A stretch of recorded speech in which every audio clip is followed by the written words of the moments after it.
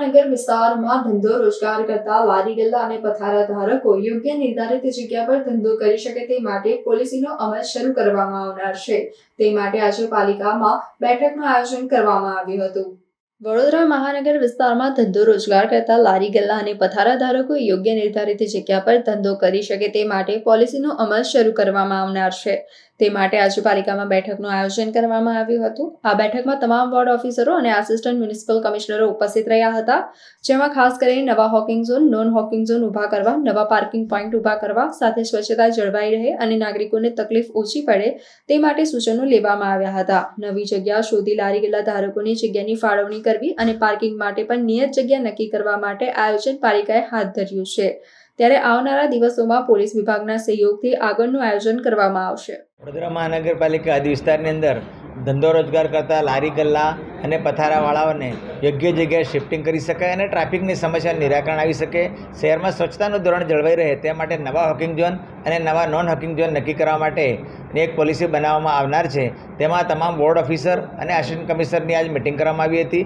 ખાસ કરીને જ્યારે સ્ટ્રીટ વેન્ડિંગ પોલિસીનો અમલ કરવામાં આવશે ત્યારે આ જ અધિકારીઓ છે, આસિસ્ટન્ટ કમિશનર તમામ ઝોન અને તમામ વોર્ડ ઓફિસરશ્રી મારફત આ કમિટી જે પોલિસી છે એનો અમલ કરવામાં આવનાર હોય તેઓના મંતવ્ય જાણવા માટે, આમાં જે પોલિસીમાં કંઈક સુધારા વધારા કરવા માટે અને એમાં જે આવતા પ્રશ્નો જે છે નિરાકરણ કરવા માટે અને આ પોલિસી એક આદર્શ બની શકે અને વધુમાં વધુ સ્ટ્રીટ વેન્ડર છે એની યોગ્ય જગ્યા પર આપણે વ્યવસ્થા કરી શકીએ અને જેથી કરીને શહેરની વ્યવસ્થા જળવાઈ રહે તે માટેની એક કમિટીની પૂર્વ મિટિંગ હતી અને તેમાં વોર્ડ ઓફિસર અને આસિસ્ટન્ટ કમિશનરના મંતવ્ય લેવામાં આવ્યા છે અને એક આદર્શ પોલિસી બનાવવા માટેની ચર્ચા વિચારણા કરવામાં આવી છે. મુખ્ય મુદ્દાઓ કયા? ખાસ કરીને જે ટ્રાફિકની નડતરરૂપ હોકિંગ ઝોન હોય ત્યાંથી ખસેડીને નજીક જગ્યામાં ખસેડવા માટેમાં શું ચેલેન્જીસ આવી શકે તેના માટેની ચર્ચા હતી. એના માટે શું લારી ગલ્લાનું સાઇઝનું શું ધોરણ આવી શકે, તેના માટે બીજા શું ચેલેન્જીસ આવી શકે અને લોકોનું શું આપણે એના માટે સગવડ કરી શકીએ છીએ નજીકમાં વૈકલ્પિક જગ્યા માટે, એના માટેની ચર્ચા વિચારણા કરવામાં આવી હતી. ખાસ કરીને અમુક ટ્રાફિકને નડતરરૂપ હોકિંગ ઝોન હોય તો એમાં સૌથી નજીકમાં નજીક જગ્યા ન હોય તો એનો ઓલ્ટરનેટ શું કરી શકાય તે એક અમારા માટે એક પડકાર છે એવું કહી શકાય. ચોક્કસથી સ્ટ્રીટ વેન્ડિંગ પોલિસી જે કમિટી છે એમાં એસીપી ટ્રાફિકને પણ સમાવેશ કરવામાં આવ્યો છે, જેવી રીતે વડોદરા ટ્રાફિકની સમસ્યા છે, કોર્પોરેશનની સમસ્યા છે, એવી રીતે પોલીસ શાખાનો પણ એક ટ્રાફિકની સમસ્યા પ્રશ્ન છે. માટે એસીપી ટ્રાફિકને પણ આ કમિટીમાં સમાવવામાં આવ્યા છે, તેથી એમના પણ સૂચનો લેવામાં આવશે.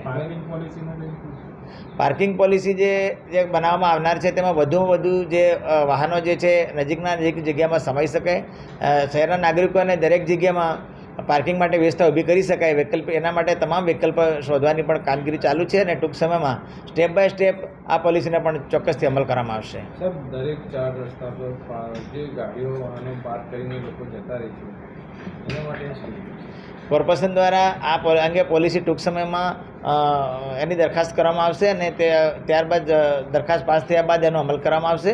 દરેક વિસ્તારમાં ખાસ કરીને ટ્રાફિક જામ થતો હોય અને આડેધડ પાર્કિંગ થતું હોય ત્યાં વૈકલ્પિક જગ્યા શોધવામાં આવશે અને ગ્રાઉન્ડ લેવલ પાર્કિંગ અને મલ્ટી સ્ટોરી પાર્કિંગની પણ વ્યવસ્થા કરવામાં આવનારી છે, જેથી કરીને વધુમાં વધુ સમસ્યાનું નિરાકરણ થઈ શકે અને નજીકમાં દરેકને પાર્કિંગ મળી રહે તે માટેના પ્રયત્નો કરવામાં આવી રહ્યા છે. આવનાર દિવસમાં નવરાત્રી અને ગણેશ પર્વ પર છે, રાતના પબ્લિકો બહાર હોય છે, ટ્રાફિક જામ થતો હોય છે, કોર્પોરેશન શું વ્યવસ્થા? ચોક્કસથી આપ જાણો છો કે હમણાં વાત કરીએ પ્રમાણે જે આ પોલિસી અંગે માટે દરખાસ્ત કરવામાં આવશે અને ત્યારબાદ જગ્યાઓ નક્કી કરવામાં આવશે. ત્યારબાદ વધુમાં વધુ જગ્યાઓ પણ ઉપલબ્ધ કરવાનો પ્રયાસ છે. જો જગ્યાઓ એ પ્રમાણે અમલમાં થશે તો ચોક્કસથી ટ્રાફિકની સમસ્યાનું નિરાકરણ કરી શકાશે.